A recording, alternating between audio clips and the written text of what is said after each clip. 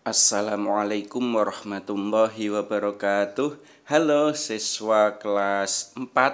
Bagaimana kabarnya minggu ini? Semuanya sehat ya? Alhamdulillah. Kita pelajaran PAIBP-nya sudah pada bagian 1, bagian 2, bagian 3. Jadi bab 1 ini semuanya sudah selesai. Berarti sekarang tinggal tes sumatifnya. Tes sumatif ini merupakan istilah baru di kurikulum Merdeka yang dulu kalau di K13 namanya adalah penilaian harian. Oke ya, kita melaksanakan tes sumatif atau penilaian harian untuk bab 1. Sudah siap ya? Oke, kalau sudah siap langsung saja untuk soal-soalnya. Yang pertama kita mulai dari soal pilihan ganda. Lafal yang berbunyi inna akromakum adalah titik-titik. Apakah A? Seperti ini A ya. Ini bunyinya inna akromakum atau tidak? Atau yang ini bunyinya inna akromakum atau bukan? Atau yang ini? Yang C ini bunyinya inna akromakum atau bukan? Atau bahkan yang D ini bunyinya inna akromakum atau bukan? Silakan karena pilihan ganda dipilih salah satu yang menurut kalian paling benar. Oke ya, sudah dipilih A atau B atau C atau D. Berikutnya, soal yang nomor 2 ini masih pilihan ganda. Arti dari min dzakarin yang terdapat dalam surat Al-Hujurat adalah titik-titik. Jadi arti kata min dzakarin itu apa?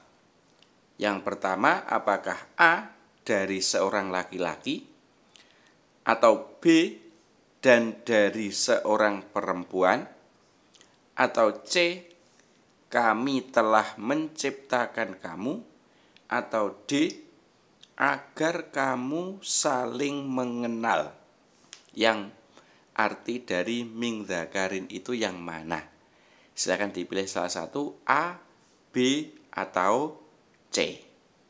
Oke ya, sudah ya. Berikutnya soal nomor 3. Soal nomor 3 ini merupakan pilihan ganda kompleks.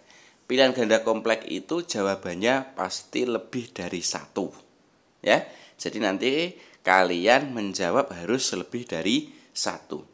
Soalnya adalah di bawah ini yang termasuk hukum bacaan gunnah.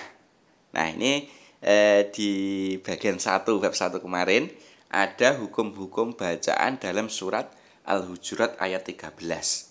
Apakah A yaitu inna khalaqnakum, ini ada hukum bacaan gunnahnya, atau B min dzakari wa unsa, apakah ini juga ada bacaan gunnahnya? Atau yang berikutnya yang ini ya, indallahi atqakum, apakah ini ada hukum bacaan gunnahnya? Atau yang terakhir ini ya ayyuhan nasu, apakah ini ada hukum bacaan gunnahnya? Jadi yang mana yang kira-kira ada bacaan gunnah? Oke ya, itu kalian pilih, tidak boleh hanya 1, tapi harus lebih dari 1. Bisa 2, bisa 3. Ya. Oke, sudah. Berikutnya soal nomor 4 masih pilihan ganda kompleks, yaitu pilihan ganda yang jawabannya lebih dari 1. Di bawah ini yang termasuk isi kandungan dari surat Al-Hujurat ayat 13 adalah titik-titik. Apakah yang paling atas ini manusia diciptakan dengan banyak suku?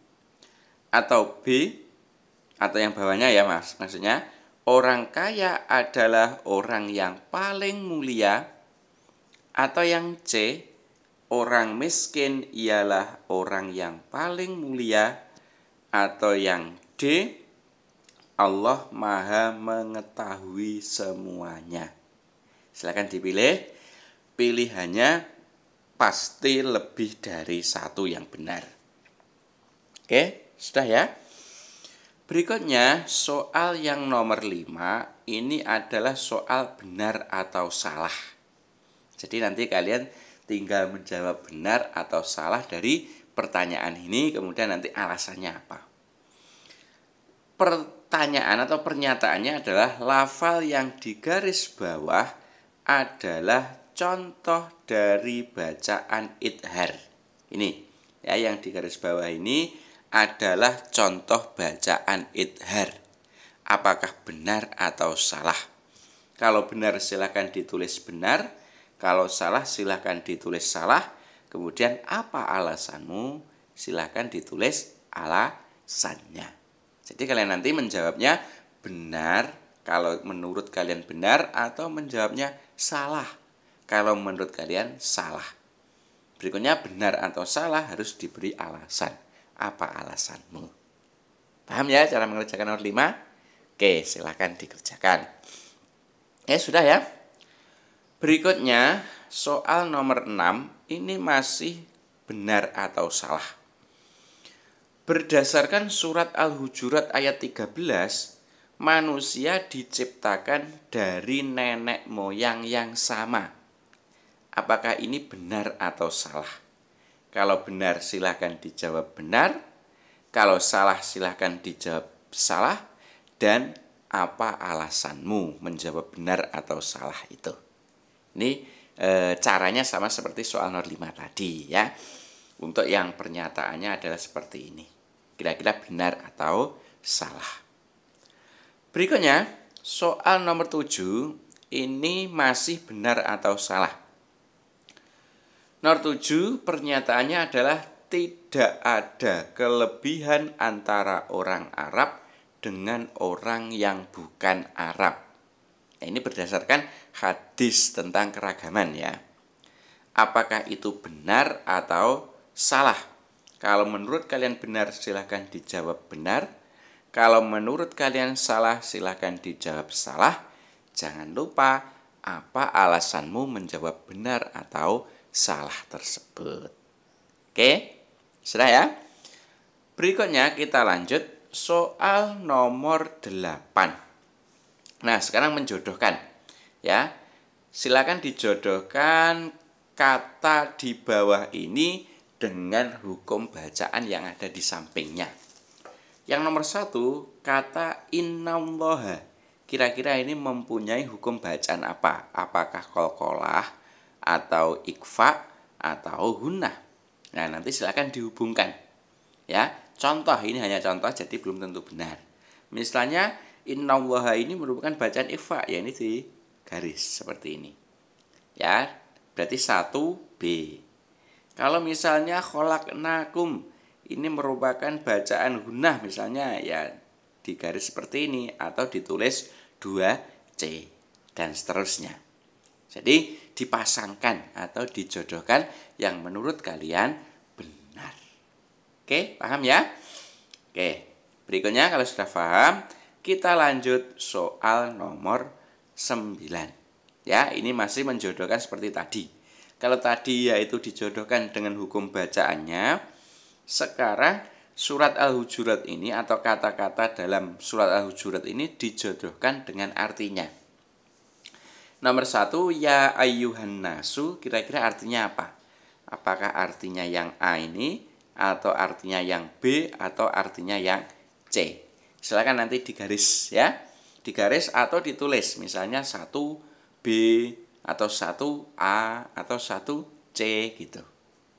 Bisa ya cara menjawabnya? Oke.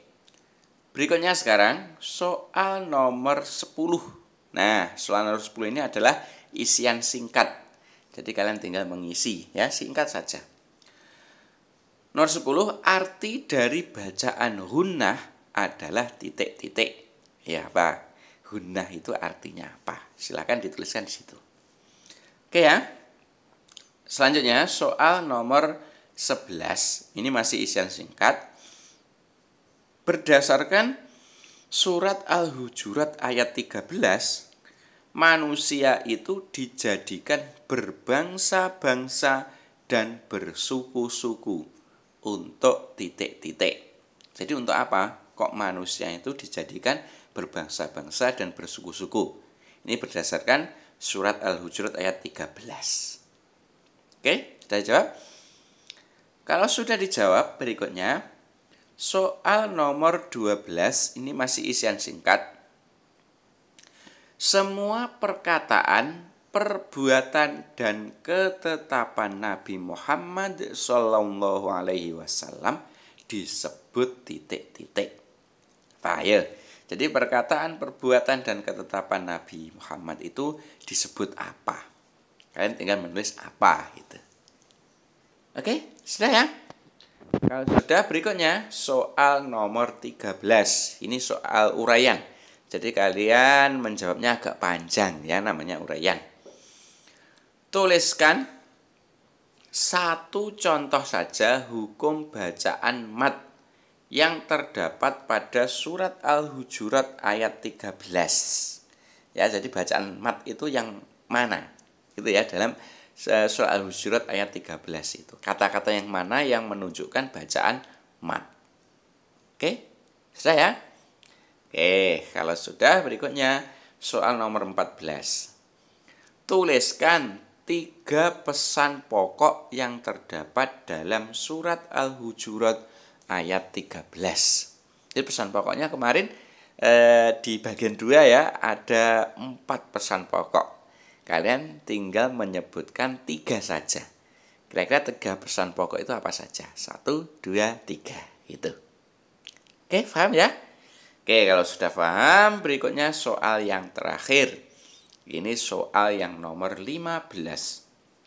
Tuliskan 2 saja pesan pokok yang terkandung dalam hadis tentang keragaman. Kalau soal nomor 14 tadi yaitu tentang surat Al-Hujurat ayat 13, pesan pokoknya ada 4, disuruh nyebutkan 3. Kalau yang nomor 15 ini pesan pokok yang terkandung dalam hadis tentang keragaman. Pesannya kalau tidak salah ada 4 juga. Ini di bagian 3 minggu kemarin. Ya, kalian diminta untuk menyebutkan atau menuliskan 2 saja. Paham untuk yang nomor 15 ini? Oke, kalau sudah paham. Sementara itu semoga sedikit tes sumatif ini bisa kalian kerjakan dengan sebaik-baiknya dan bisa bermanfaat untuk kita semua. Dan semoga nilai kita bagus-bagus semua. Sementara itu saya akhiri. Assalamualaikum warahmatullahi wabarakatuh.